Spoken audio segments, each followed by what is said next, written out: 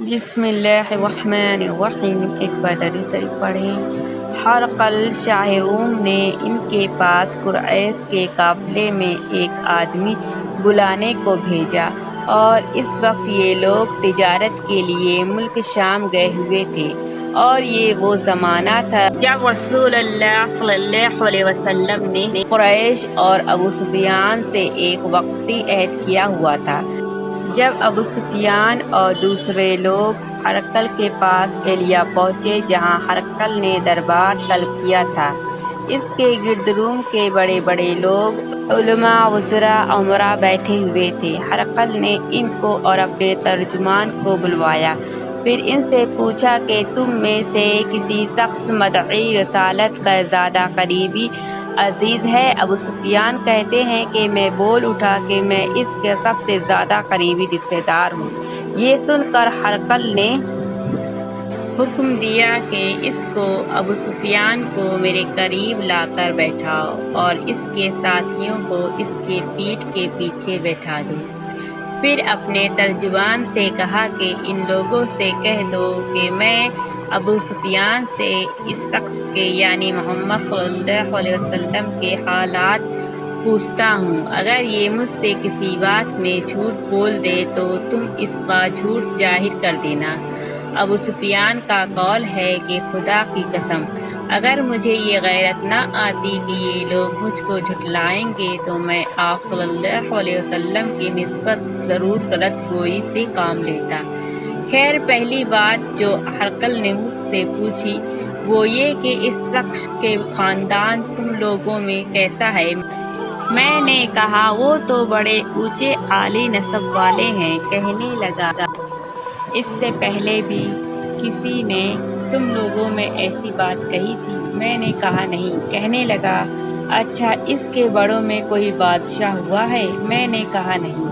پھر اس نے کہا بڑے لوگوں نے اس کی پیروی اختیار کی ہے یا کمزوروں نے؟ میں نے کہا نہیں، کمزوروں نے۔ پھر کہنے لگا اس کے تعداد روز بڑھتے جاتے ہیں یا کوئی ساتھی پھر بھی جاتا ہے؟ میں نے کہا نہیں۔ کہنے لگا کیا اپنے اس دعوے نبوت سے پہلے کبھی کسی بھی موقع پر اس نے جھوٹ بولا ہے؟ میں نے کہا نہیں۔ اور اب ہماری اس سے صلح کی ایک مقرر مدت ٹھہری ہوئی ہے، معلوم نہیں وہ اس میں کیا کرنے والا ہے۔ ابو سفیان کہتے ہیں میں اس بات کے سوا اور کوئی جھوٹ اس گفتگو میں شامل نہ کر سکا۔ ہرقل نے کہا کیا تمہاری اس سے کبھی لڑائی بھی ہوتی ہے؟ ہم نے کہا ہاں۔ بولا پھر تمہاری اور اس کی جنگ کا کیا حال ہوتا ہے؟ میں نے کہا لڑائی ڈول کی طرح ہے، کبھی وہ ہم سے میدان جنگ جیت لیتے ہیں اور کبھی ہم ان سے جیت لیتے ہیں۔ ہرقل نے پوچھا وہ تمہیں کس بات کا حکم دیتا ہے؟ میں نے کہا وہ کہتا ہے کہ صرف ایک اللہ ہی کی عبادت کرو، اس کا کسی کو شریک نہ بناؤ، اور اپنے باپ دادا کی شرک کی باتیں چھوڑ دو، اور ہمیں نماز پڑھنے، سچ بولنے، پرہیزگاری اور صلہ رحمی کا حکم دیتا ہے۔ یہ سب سن کر پھر ہرقل نے اپنے ترجمان سے کہا کہ ابو سفیان سے کہہ دے کہ میں نے تم سے اس کا نسب پوچھا تو تم نے کہا کہ وہ ہم میں اعلیٰ نسب کا ہے، اور پیغمبر اپنی قوم میں اعلیٰ نسب ہی بھیجے جایا کرتے ہیں۔ میں نے تم سے پوچھا کہ دعویٰ نبوت کی یہ بات تمہارے اندر اس سے پہلے کسی اور نے بھی کہی تھی؟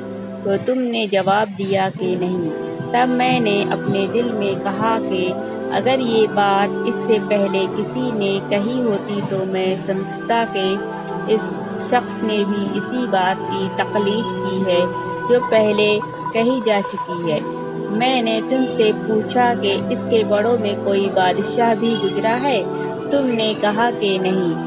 تو میں نے دل میں کہا کہ ان کے بزرگوں میں سے کوئی بادشاہ ہوا ہوگا تو کہہ دوں گا کہ وہ شخص اس بہانے اپنے آباء و اجداد کی بادشاہت اور ان کا ملک دوبارہ حاصل کرنا چاہتا ہے۔ اور میں نے تم سے پوچھا کہ اس بات کے کہنے یعنی پیغمبری کا دعویٰ کرنے سے پہلے تم نے کبھی اس کو دروغگوئی کا الزام لگایا ہے؟ تم نے کہا کہ نہیں۔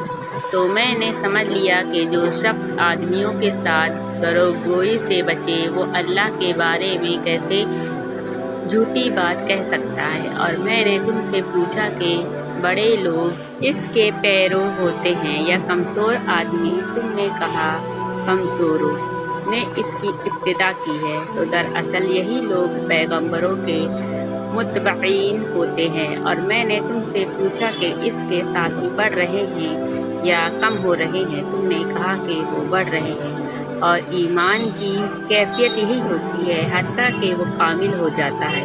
اور میں نے تم سے پوچھا کہ آیا کوئی شخص اس کے دین سے ناخوش ہو کر مرتد بھی ہو جاتا ہے؟ تم نے کہا نہیں۔ تو ایمان کی خاصیت بھی یہی ہے جن کے دلوں میں اس کی مسرت رچ بس جائے وہ اس سے لوٹا نہیں کرتے۔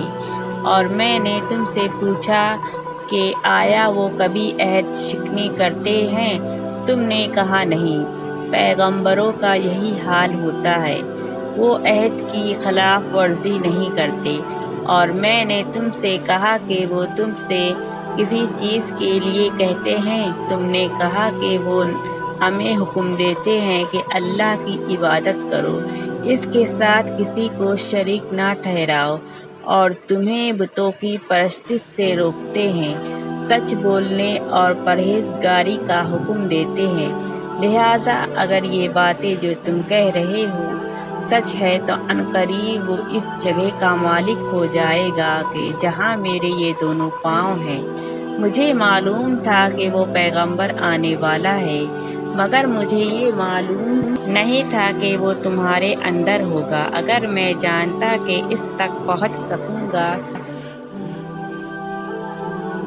تو اس سے ملنے کے لیے ہر تکلیف گوارا کرتا۔ اگر میں اس کے پاس ہوتا تو اس کے پاؤں دھوتا۔ ہرقل نے رسول اللہ صلی اللہ علیہ وسلم کا وہ خط منگوایا جو آپ نے وحیہ قلبی رضی اللہ تعالی عنہ کے ذریعے حاکم بصرہ کے پاس بھیجا تھا، اور اس نے وہ ہرقل کے پاس بھیج دیا تھا۔ پھر اس کو پڑھا تو اس میں لکھا تھا، اللہ کے نام کے ساتھ جو نہایت مہربان اور رحم والا ہے۔ اللہ کے بندے اور اس کے پیغمبر محمد صلی اللہ علیہ وسلم کی طرف سے یہ خط ہے شاہ روم کے لیے۔ اس شخص پر سلام ہو جو ہدایت کی پیروی کرے۔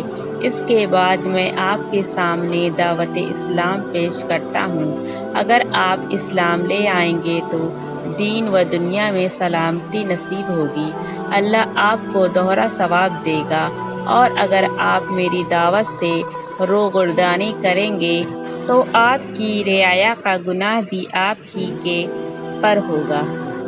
اور اے اہل کتاب، ایک ایسی بات پر آ جاؤ جو ہمارے اور تمہارے درمیان یکساں ہے، وہ یہ کہ ہم اللہ کے سوا کسی کی عبادت نہ کریں اور کسی کو اس کا شریک نہ ٹھہرائیں، اور نہ ہم میں سے کوئی کسی کو خدا کے سوا اپنا رب بنائے۔ پھر اگر وہ اہل کتاب اس بات سے منہ پھیر لے تو مسلمانوں تم ان سے کہہ دو کہ تم مانو یا نہ مانو، ہم تو ایک خدا کے اطاعت گزار ہیں۔ ابو سفیان کہتے ہیں، جب ہرقل نے جو کچھ کہنا تھا کہہ دیا اور خط پڑھ کر فارغ ہوا تو اس کے ارد گرد بہت شور و غوغا ہوا، بہت سی آوازیں اٹھی اور ہمیں باہر نکال دیا گیا۔ تب میں نے اپنے ساتھیوں سے کہا کہ ابو کبشہ کے بیٹے آن حضرت صلی اللہ علیہ وسلم کا معاملہ تو بہت بڑھ گیا، دیکھو تو اس سے بنی اصفر روم کا بادشاہ بھی ڈرتا ہے۔ مجھے اس وقت سے اس بات کا یقین ہو گیا کہ حضور صلی اللہ علیہ وسلم عنقریب غالب ہو کر رہیں گے، حتیٰ کہ اللہ نے مجھے مسلمان کر دیا۔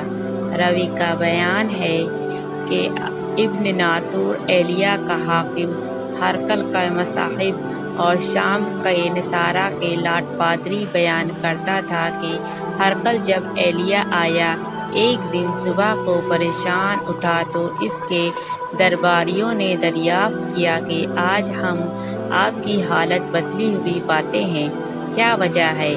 ابن ناطور کا بیان ہے کہ ہرقل نجومی تھا، علم نجوم میں وہ پوری مہارت رکھتا تھا۔ اس نے اپنے ہم نشینوں کو بتایا کہ میں نے آج رات ستاروں پر نظر ڈالی تو دیکھا کہ ختنہ کرنے والوں کا بادشاہ ہمارے ملک پر غالب آ گیا ہے۔ بھلا اس زمانے میں کون لوگ ختنہ کرتے ہیں؟ انہوں نے کہا کہ یہود کے سوا کوئی ختنہ نہیں کرتا، سو ان کی وجہ سے پریشان نہ ہو۔ سلطنت کے تمام شہروں میں یہ حکم لکھ بھیجیے کہ وہاں جتنے یہودی ہوں سب قتل کر دیے جائیں۔ وہ لوگ انہی باتوں میں مشغول تھے کہ ہرقل کے پاس ایک آدمی لایا گیا جسے شاہ غسان نے بھیجا تھا۔ اس نے رسول اللہ صلی اللہ علیہ وسلم کے حالات بیان کیے۔ جب ہرقل نے سارے حالات سن لیے تو کہا کہ جا کر دیکھو وہ ختنہ کیے ہوئے ہے یا نہیں۔ انہوں نے اسے دیکھا تو بتلایا کہ وہ ختنہ کیا ہوا ہے۔ ہرقل نے جب اس شخص سے عرب کے بارے میں پوچھا تو اس نے بتلایا کہ وہ ختنہ کرتے ہیں۔ تب ہرقل نے کہا کہ یہی محمد صلی اللہ علیہ وسلم اس امت کے بادشاہ ہیں جو پیدا ہو چکے ہیں۔ پھر اس نے اپنے ایک دوست کو رومیہ خط لکھا اور وہ بھی علم نجوم میں ہرقل کی طرح ماہر تھا۔ پھر وہاں سے ہرقل حمص چلا گیا۔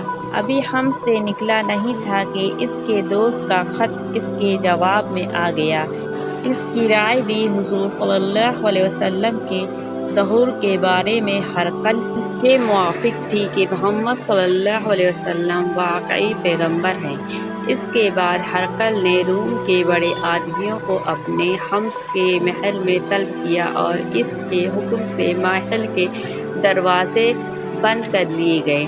پھر وہ اپنے خاص محل سے باہر آیا اور کہا، اے روم والو، کیا ہدایت اور کامیابی میں کچھ حصہ تمہارے لیے بھی ہے؟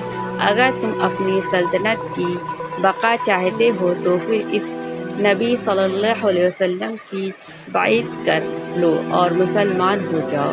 یہ سننا تھا کہ پھر وہ لوگ وحشی گدھوں کی طرح دروازوں کی طرف دوڑے مگر انہیں بند پایا۔ آخر جب ہرقل نے اس بات سے ان کی یہ نفرت دیکھی اور ان کے ایمان لانے سے مایوس ہو گیا تو کہنے لگا کہ ان لوگوں کو میرے پاس لاؤ۔ جب وہ دوبارہ آئے تو اس نے کہا، میں نے جو بات کہی تھی اس سے تمہاری دینی پختگی کی آزمائش مقصود تھی، سو وہ میں نے دیکھ لی۔ تب یہ بات سن کر وہ سب کے سب اس کے سامنے سجدے میں گر پڑے اور اس سے خوش ہو گئے۔ بالآخر ہرقل کی آخری حالت یہی رہی۔ صحیح بخاری حدیث نمبر 7۔